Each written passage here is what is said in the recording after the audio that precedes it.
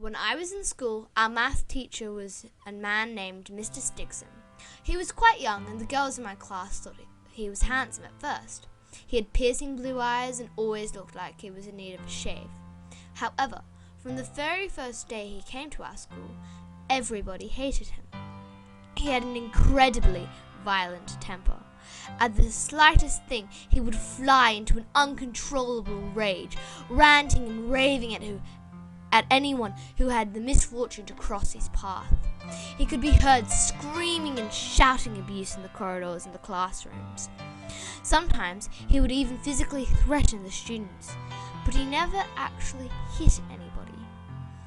Even so, my entire class was terrified of him. Even the other teachers seemed to be afraid of him, and they tried to stay out of his way. One day, a girl named Beverly was late to class. She opened the door just as Mr. Stigson was in the middle of lecturing us. He just snapped and began hurling insults and abuse at her. He got right up in her face and was trying to intimidate her, waggling his fingers at her and forcing her to back up against the wall. Beverly was quite a well-behaved girl. She didn't deserve the horrible things he was saying about her. He was way too close and invading her personal space. She tried to push him away, but when she put her hands on him, things got much worse. Stigson suddenly drew back and slapped her across the face. We were all completely shocked. Even Beverly couldn't believe what he had done. She stood there dumbfounded for a few moments, then ran out of the classroom, sobbing and clutching her cheek.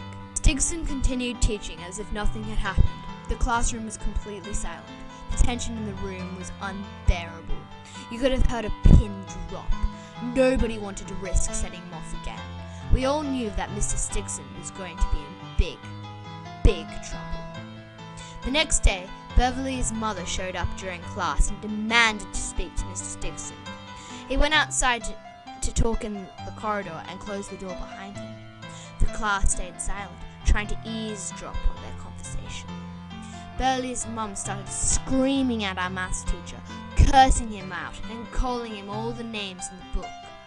She said she was going to get him fired for assaulting her daughter. When we peeked out the window, we saw that Stigson was just standing there in front of her, not moving a muscle. There was a furious scowl on his face, but no matter what she said, he didn't react. It was quite unnerving. When Beverly's mother had finally stopped shouting, she stormed off and Stigson came back into the classroom. His face was bright red and there was a boiling rage in his eyes. Ignoring us, he sat down at his desk and just went through his papers until the bell rang at the end of class. The next morning when I got to school, I heard the shocking news. When Beverly and her mother had been driving home that day, the day before, they had been involved in an accident. Their car crashed into a telephone pole. The mother was killed on impact and Beverly was in a coma. I was horrified. Some of my classmates were crying. Others just sat at their desks in stunned silence. Everyone was devastated. Everyone, that is, except Mr. Stigson. He spent the entire day with a huge grin on his face. I had never seen him so happy. It was as if he was delighted by their misfortune. I never imagined the truth. A few weeks passed and gradually everything went back to normal. One day, during math class, a cell phone went off. Mr. Stigson went crazy and started running around the classroom, demanding to know whose phone was ringing. When he eventually found the source of the disturbance, he grabbed a boy named Jared by the throat and pulled him out of his seat. He dug through Jared's pockets until he found the cell phone and confiscated it. After class, when Jared went up to get his phone back, Stigson refused to give it to him. Instead, he looked at his briefcase. Jared was furious and, as we walked home together, I came up with a plan. The next day, when class was ending, I distracted Mr. Stigson by asking stupid questions about a simple math problem, while Jared went through the unattended briefcase and stole his phone back. We thought we had pulled a fast one, but after school, as we were walking home, I got the feeling that we were being followed. I turned around and was shocked to see Mr. Stigson's truck slowly cruising along the street behind us. He was sitting in the driver's seat, staring at us with his cold, blue eyes. Before I could say anything to Jared, Stigson's truck suddenly stopped dead in the middle of the street. I looked to my right, just in time to see a speeding car hurtling past the intersection. It ran straight through the traffic, lights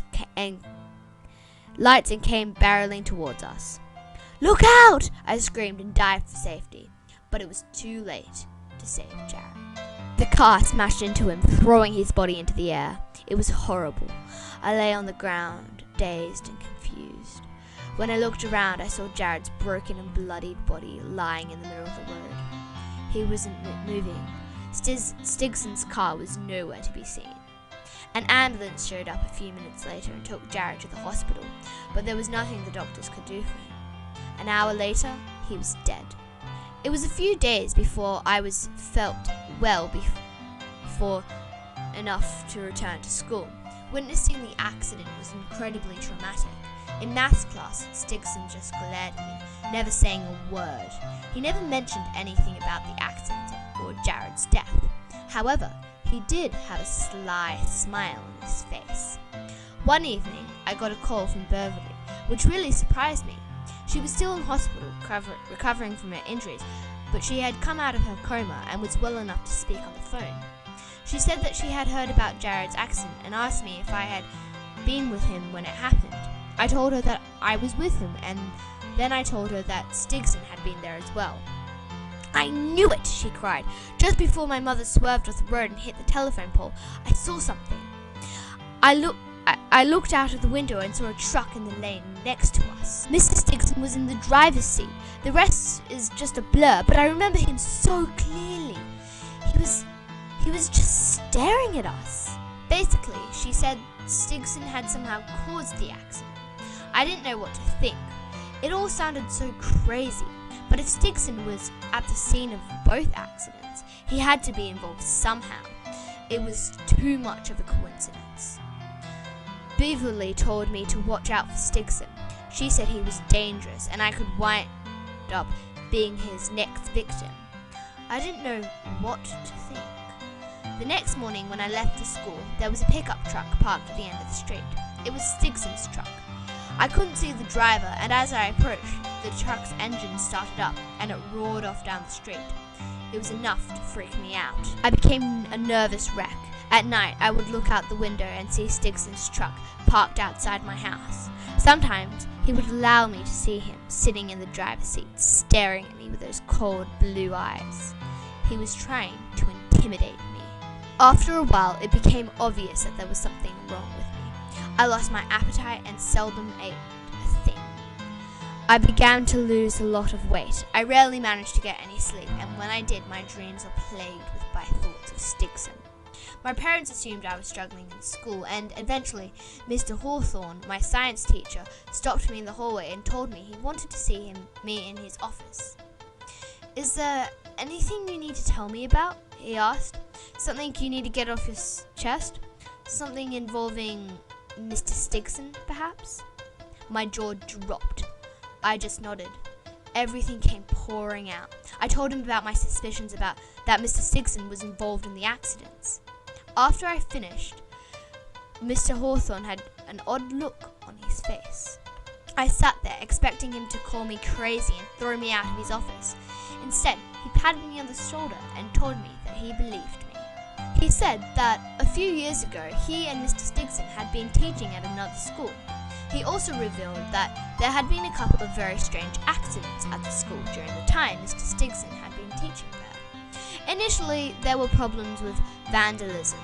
A few students broke into the classrooms and spray-painted graffiti on the walls. They also broke into the teachers' desks and stole some equipment.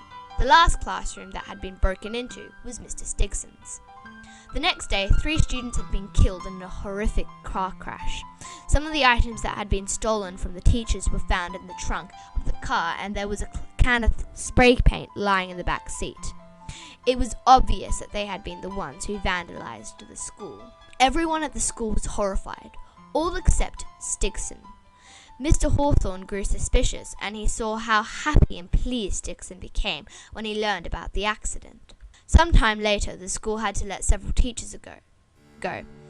Mr. Hawthorne and Mr. Stigson lost their jobs. The next day, the school administrator who made the cuts was hit by a car. He later died in the hospital. Mr. Hawthorne said when he left the building, he saw Mr. Stigson standing in the doorway, just staring at the administrator. He described the same cold, seething glare I had seen. He told me that he had been keeping an eye on Stigson ever since. I was astonished and didn't know what to say. I told Mr. Hawthorne that we had to do something. If Mr. Stigson was responsible for the accidents, we had to stop him. We had to contact the police. Hawthorne shook his head gravely. "There's no proof," he said. "Stigson can't be tied to everything. Even if the police believed us, they could never make a case. No jury would convict him." "There's nothing we can do," I said hopelessly. "Don't worry about it," said Mr. Hawthorne. "Let me take care of it." That evening, I was walking home from school when I got the strangest feeling that I was being watched. The hair on the back of my neck stood on end. I looked around and saw Mr. Stigson's pickup truck. It was parked on the other side of the street, and he was standing right in front of it. A chill ran down my spine. His face was twisted in rage, and he was staring at me intently, his eyes cold and filled with malice. The next thing I knew, I felt a squeezing sensation around my neck. He was choking me. I couldn't breathe. My lungs were fighting for air. I was terrified and started clutching at my throat. I was beginning to black out. I was going to die. Then I heard a terrible sound. It was a deafening screech followed by the crunch of metal on metal. The squeezing sensation around my neck stopped, and I could breathe again. When I finally managed to sit up, I saw what had happened. A car had crashed straight into the pickup. Stigson was crushed between the two vehicles. His top half of his mangled body was lying on the hood of the car in a pool of blood. He was dead. His corpse had been so crushed that his guts were forced out through his mouth. It was a sickening sight to behold. The car door opened and a figure stumbled out. He had survived the crash, but he was badly injured. He fell to his knees in the middle of the street. I ran over to help him, and when I saw his face, I stopped in my tracks. It was Mr. Hawthorne.